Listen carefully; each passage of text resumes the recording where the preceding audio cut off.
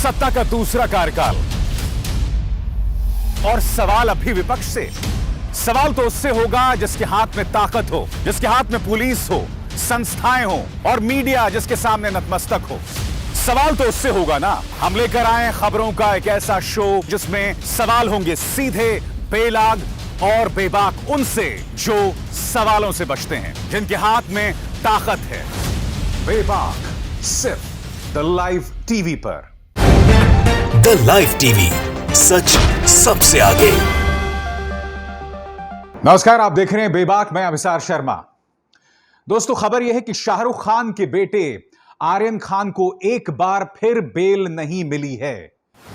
मेरे हिसाब से यह बहुत ही शॉकिंग खबर है, और शॉकिंग खबर इसलिए दोस्तों क्योंकि खुद सुप्रीम कोर्ट का यह फरमान है कि बेल नियम होनी चाहिए और जेल बहुत कम अवसरों पर, बहुत ही सीमित अवसरों पर जेल में भेजा जाना चाहिए।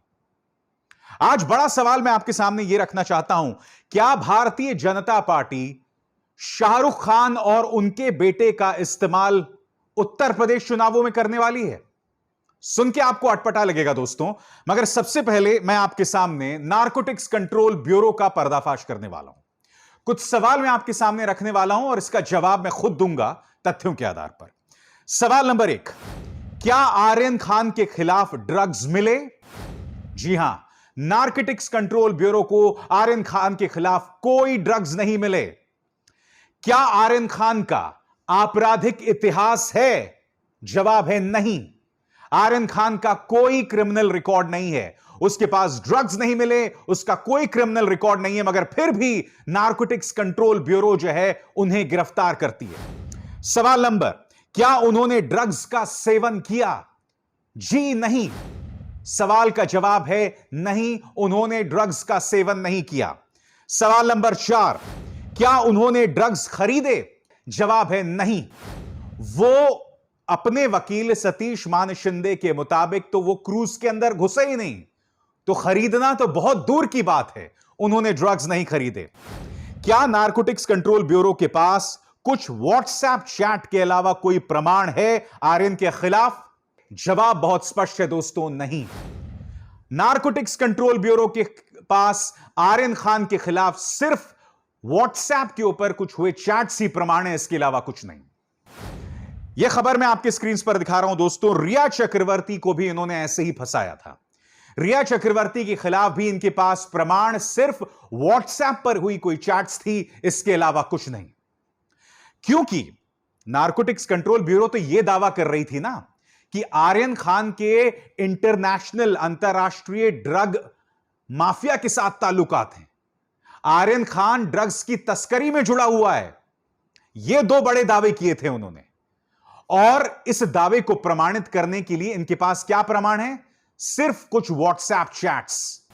अगला सवाल और बहुत अहम सवाल, क्या शाहरुख खान को बीजेपी के सामने न झुकने की सजा दी जा रही है? तमाम सवालों में मैंने जवाब ना दिया था, इस सवाल का जवाब सिर्फ एक है दोस्तों, हां।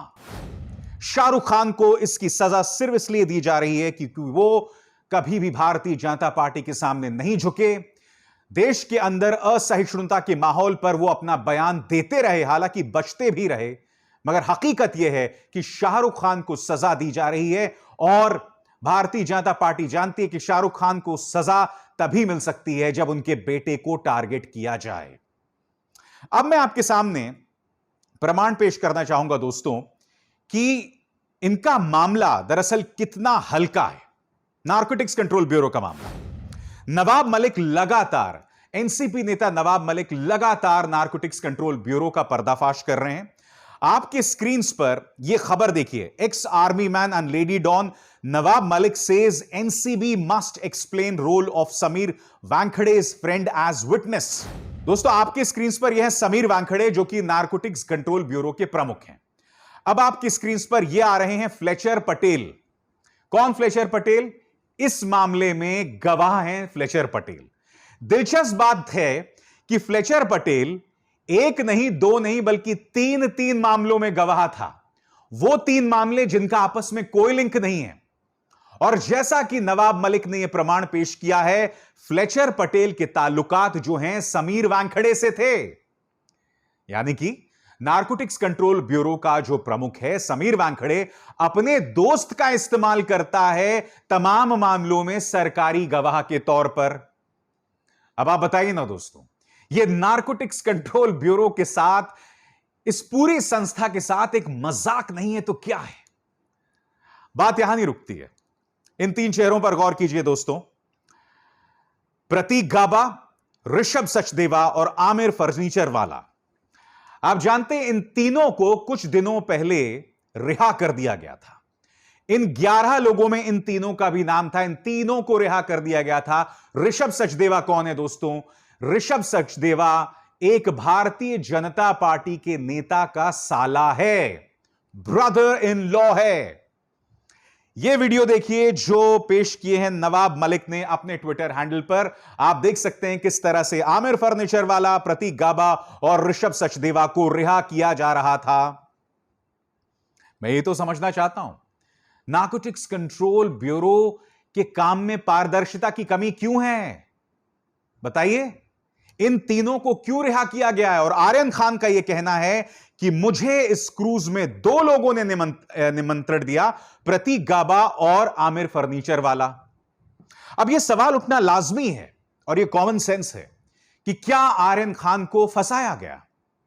क्या इन लोगों ने जानबूझकर आमिर खान को जो है शिप में बुलवाया था?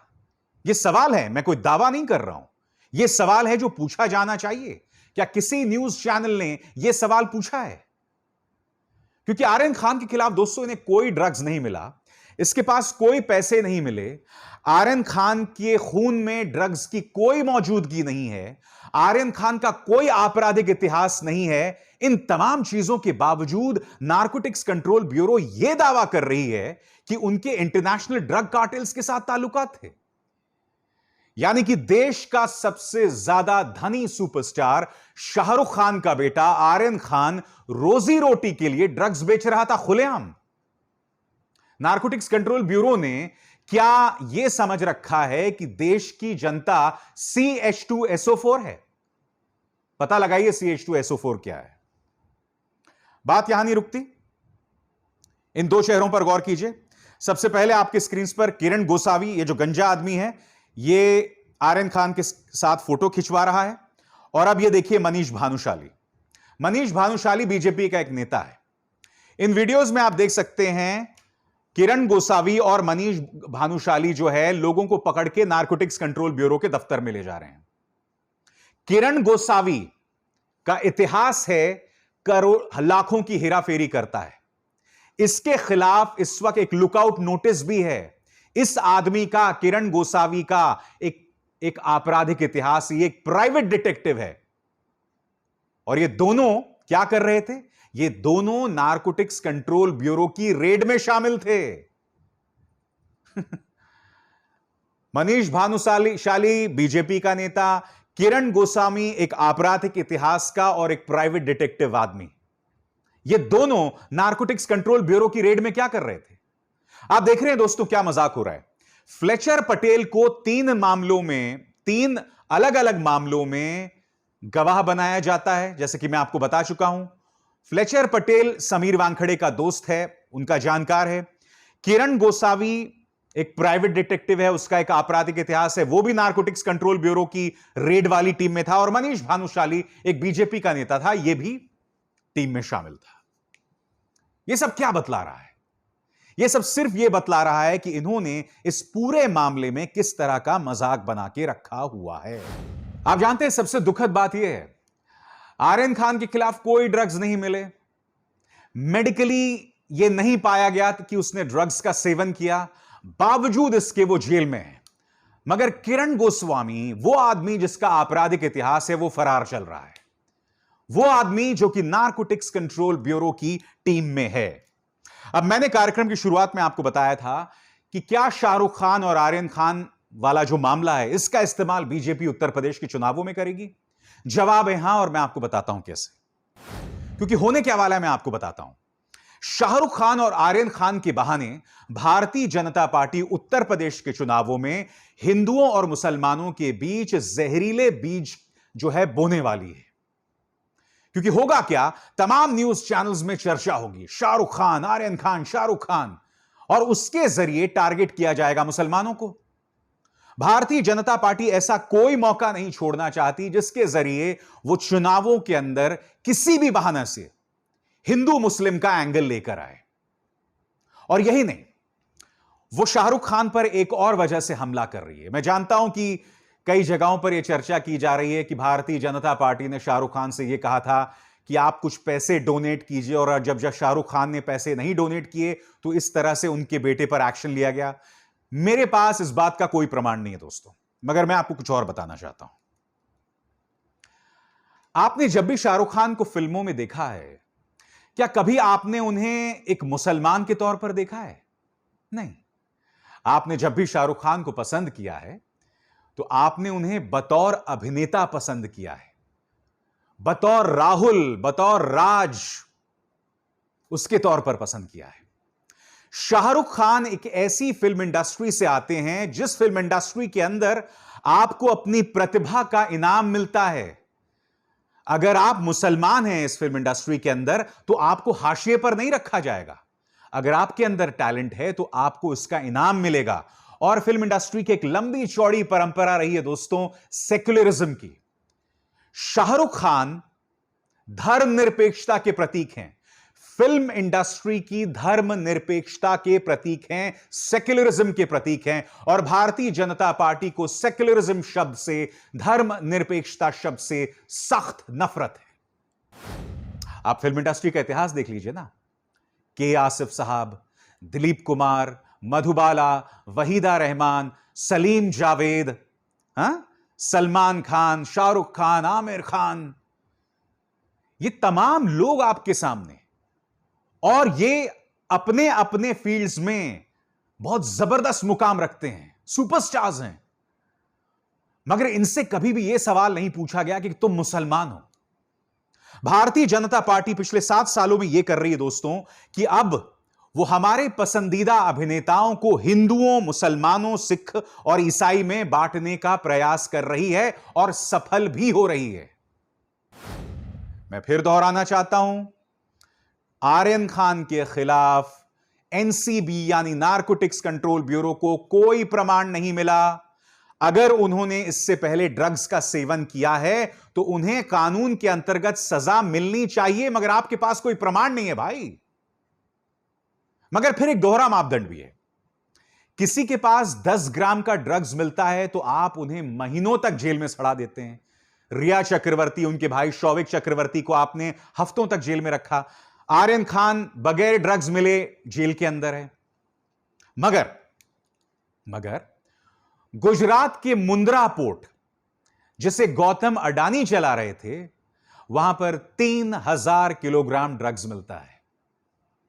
उसकी लाखों करोड़ों की कीमत है दोस्तों। उस मामले में क्या हुआ इसकी कोई चर्चा नहीं होती है।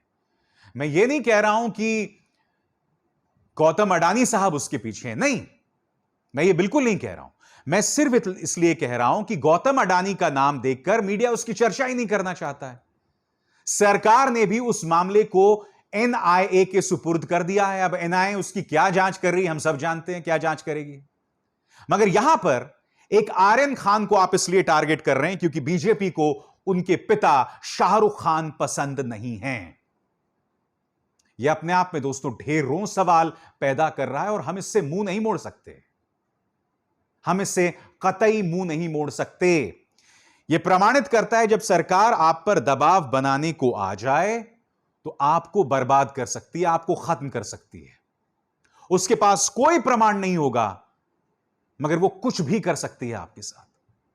पिछले 5-6 सालों में ऐसी ढेरों मिसालें हमारे सामने उभर कर आई हैं। मगर जैसे मैंने कहा ना, देश की जनता को यह समझ में तब आता है जब यह बात उन पर गुजरती है। अब शाहरुख खान साहब के लिए भी मेरी एक नसीहत। मैं जानता हूं शाहरुख कि आपने कुछ मुद्दों पर अपनी टिप्पणी की है, मगर कई मुद्दों पर आप खामोश हो जाते थे। आज आपके अपने बेटे निशाने पर हैं। मैं उम्मीद करता हूं कि न सिर्फ शाहरुख खान बल्कि फिल्म इंडस्ट्री के तमाम लोग इससे सबक लेकर जब सरकार और उससे जुड़ी संस्थाएं ज्यादती करती हैं तो उस पर टिप्पणी करेंगे, उस पर बोलने से नहीं डरेंगे। अमिताभ बच्चन खामोश रहते हैं, अक्षय कुमार खामोश रहते हैं, अजय देवगन खामोश रहते हैं। इनको किसी भी मुद्दे पर आपने देखा है बोलते हुए? 2014 से पहले ये सब बोलते थे, मगर 2014 के बाद इनमें से अधिकतर या तो डर गए या फिर भारतीय जनता पार्टी के सामने नतमस्तक हो गए। राहत इंदौरी साहब ने ऐसे ही नहीं कहा था दोस्तों कि लगेगी आग तो आएंगे घर कई जद में। यहां पे सिर्फ हमारा मकान थोड़ी है। जो फिल्म इंडस्ट्री अमूमन खामोश रहेगी, वो देखिए किस तरह से आपको टारगेट किया जाएगा। और जाते आते एक और चीज बताना चाहता हूं, और यह बात मैं पहले भी कह चुका हूं। शाहरुख खान को इसलिए टारगेट नहीं किया जा रहा कि वो एक मुसलमान है, नहीं। कुछ लोग ये गलत फहमी कर रहे हैं, नहीं। शाहरुख एक मुस्लिम सुपरस्टार नहीं है, एक इंडियन सुपरस्टार है। शाहरुख इस देश की धर्मनिरपेक्षता का प्रतिनिधित्व करते हैं, उसकी नुमाइंदगी करते हैं, उसे रिप्रेजेंट करते हैं। इसलिए इस बहस को हिंदू वर्सेस मुस्लिम मत बनाइए। मुझे दुख की बात यह है दोस्तों, कई पत्रकार, कई तथाकथित लिबरल पत्रकार, कुछ मुस्लिम पत्रकार भी शाहरुख खान के बारे में यह कह रहे हैं कि भाई शाहरुख को इसलिए टारगेट किया जा रहा है क्योंकि वो मुसलमान है। जी नहीं। आज की तारीख में यह मत भूलिए कि सोनू सूद कितनी मदद की थी उस आदमी ने लोगों की, और उस पर इन्होंने इनकम टैक्स की रेट्स मरवा दिए। अगर आप नहीं झुकेंगे सरकार के सामने तो आपका यही हश्र होगा, और कुछ नहीं है। बाकी सरकारी पिट्ठू तो ढेर सारे हैं, उनके नाम मुझे आपको बताने की जरूरत नहीं है। बेबाक में बस इतना ही। अभिसार शर्मा को दीजिए इजाजत। नमस्कार। द लाइव टीवी, सच सबसे आगे।